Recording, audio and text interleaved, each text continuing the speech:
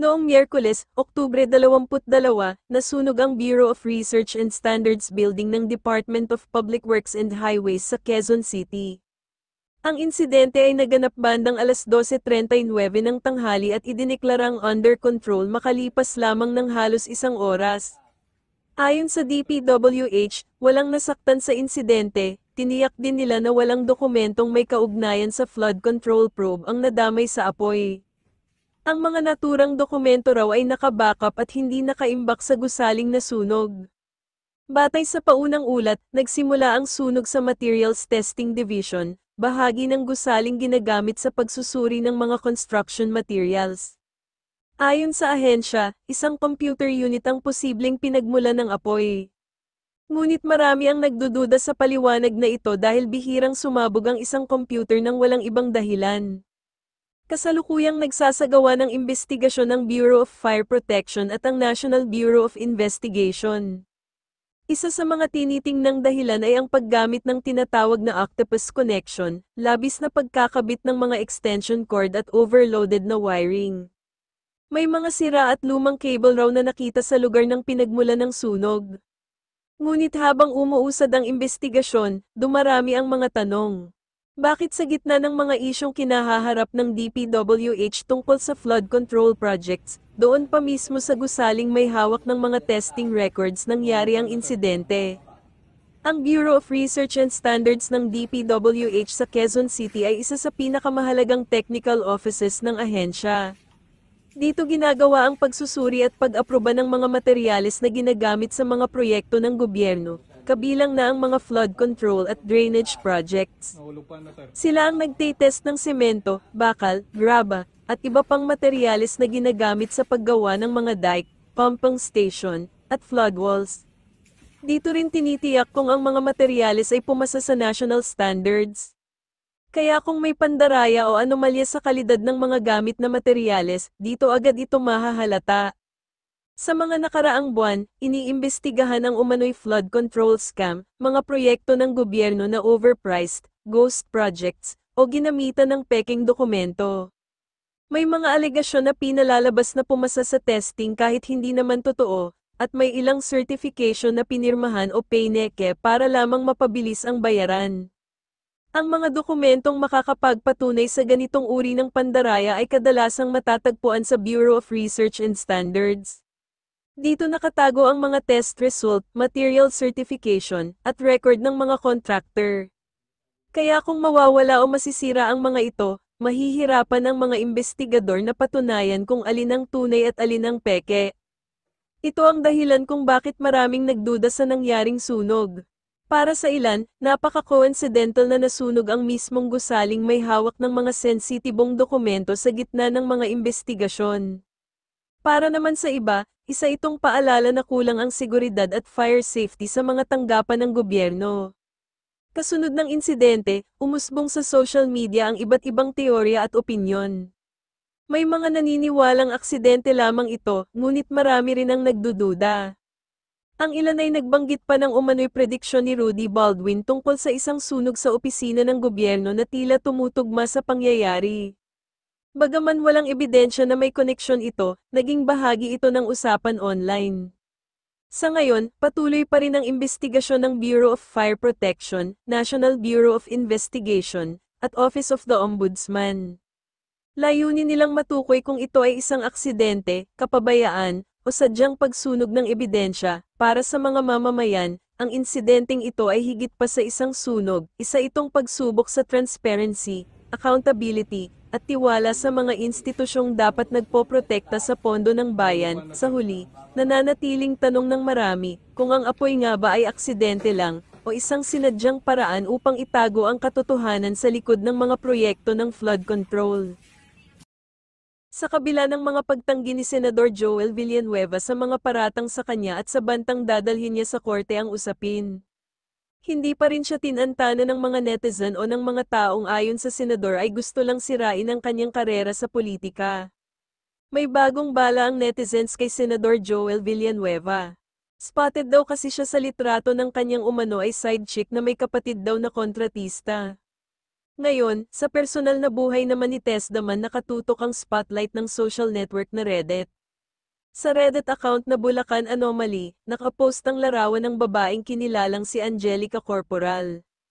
Pero ang nakakuha ng atensyon ay ang refleksyon niya sa salamin na nasa kanyang likuran. Na kung isozoom, makikita ang isang lalaking nagsiselfone katabi niya sa di kalayuan ng upuan.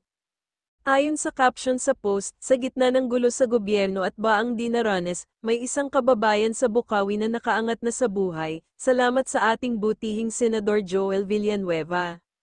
Isang open secret na umano sa nasabing bayan ang relasyon ni Villanueva at Corporal. Na naging lakambini na sa buhay, kino-question naman ng uploader kung paano na-afford ni Corporal na makapagbukas ng isang high-end spa, magmay-ari ng condo unit, luxury bag at mamahaling relo at sasakyan. Isinasangkot din ng Reddit account ang kapatid ni Corporal na isa umanong kontratista ng pamahalaan. Gamit ang kumpanyang Gercor Solar and Construction. Comment pa ng isang Reddit user, nagtataka siya na kagagraduate lang sa kolehiyo ay nagka-business agad ng wellness spa na nasa Visayas Avenue. Hindi lang ang kontrobersyal na larawan sa kondo na may hawak na aso, nag-share din ng isang Reddit user ng larawang magkasama sina Senador Tesdaman at Corporal sa isang okasyon na ayon sa ilang comment ay kaarawan ni Corporal. Hiningan natin ng komento si Senador Joel Villanueva, subalit binura niya ang kanyang tugon. Una na niyang sinabi na lahat ng paninira ngayon sa kanya ay bunga o mano ng pagbanggit niya kay Congressman Zaldico na sangkot sa budget insertions. Bukod sa pagiging local director for Miss Universe Philippines Bulacan, kilala din si Corporal bilang isang influencer at may mga commercial endorsement din siya sa beauty at lifestyle products and services.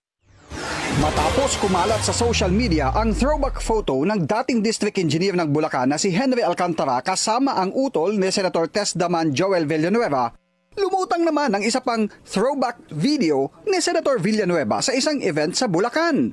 Ito ay distribusyon ng AICS o Assistance to Individuals in Crisis Situations program in the Philippines.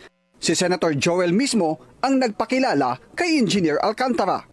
Ang ating po district engineer na taga Bukawi, sabi po niya siya ay pinakamagandang lalaki na district engineer ng DPWH, si Henry Alcantara. Actors na nasa Bulacan lahat. Ni isa ho dito, wala akong kilala dito eh. Nagulat po ako dun sa lumabas na total number or figures na hawak nilang proyekto. And ngayon, may possibility pa na may ghost projects. Kaya ko pong tignan ng bawat isa sa inyo dito, mga kapwa ko JIL. Mata sa mata.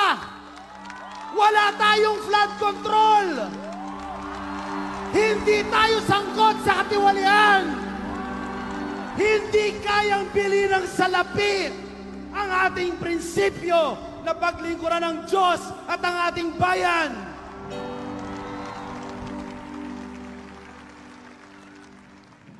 May resibo po tayo dyan. May resibo po tayo. Ngunit gusto kong sabihin dito sa kalagitnaan ng Luneta Grandstand, kaming mga JIL people, we sincerely believe that if God is with us, no one, nothing, and no circumstances here on earth can be against us. Amen! Come on, somebody shout hallelujah! We were surprised by that decision. Lumabas lang siya nung sinabi kong may gagawin ang ombudsman tungkol dyan. So, it's a surprise, secret decision that came out. So it was a secret, sir? Well, nobody was raising that issue before. Joel Villanueva kept quiet through all the years. Ombudsman Martinez never spoke about it. Di ba? Parang secret decision siya. Alam niyo ba yon? Did you know about it? Nobody knows about it.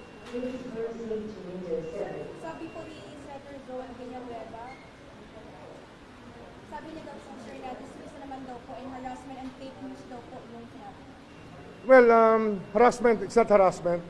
It's something that everybody thinks to be still valid. That can turn out to be not valid anymore due to a secret decision. Dapat kasi, hindi naman na-publish yan, hindi yan nilabas. Nobody knew about it. Kahit nasa Senate mismo, hindi nila alam yan. Even Tito Soto didn't know about it. Ngayon lang nila nilabas.